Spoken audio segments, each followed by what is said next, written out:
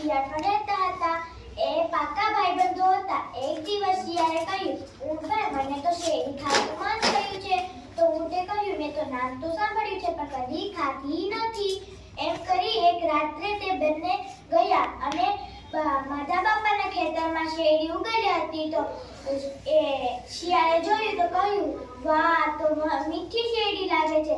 પછી ને એક નદી હતી. તો શિયાળે કહ્યું, હું તો તરી શકીશ નહીં. તો ઊંટે કહ્યું કે તું મારી પીઠ પર બેસી જા. પછી શિયાળ એની પીઠ પર બેસી ગયો અને બંને જણા ગયા અને શેરડી ખાધી. શિયાળે ભરપેટ શેરડી ખાધી. પછી ઊંટેને કહ્યું, મને તો ગીત ગાવાનું મન થાય છે. તો ઊંટે કહ્યું, ભાઈ, ગીત નહીં ગાતો, નહીં તો માધા બાપા જાગી જશે તો આપણે બહુ મારશે. તો શિયાળે વાત માની નહીં અને ગીત ગાવા લાગ્યું, હુકી હુ હુકી હુ.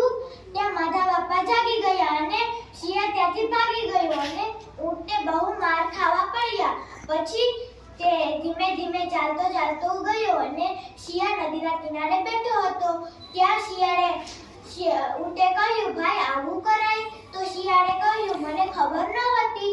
પછી ઊંટે કાંઈ કહ્યું નહીં અને શિયાળ એની પીઠ પર બેસી ગયો અને પછી નદીની વચ્ચોવચ ઉગ્યા. ત્યાં ઊંટે કહ્યું, મને તો આરોટવાનું મન થાય છે. તો શિયાળે કહ્યું, આરોટ તો નહીં ભાઈ, નહીં તો પાણીમાં પડી જાય તો ગુડગુડ બોલી જશે. તો ઊંટે વાત માની નહીં અને આરટવા લાગ્યો. તો શિયાળ પાણીમાં પડી ગયો અને પછી બે ચાર ધબુકડા લીધા. પછી ઊંટે શિયાળને પાછો એની પીઠ પર બેસાડી લીધો અને બંને જણા બહાર વયા ગયા. પછી આ વાર્તામાંથી આપણે એ શીખવા મળે છે કે જેવું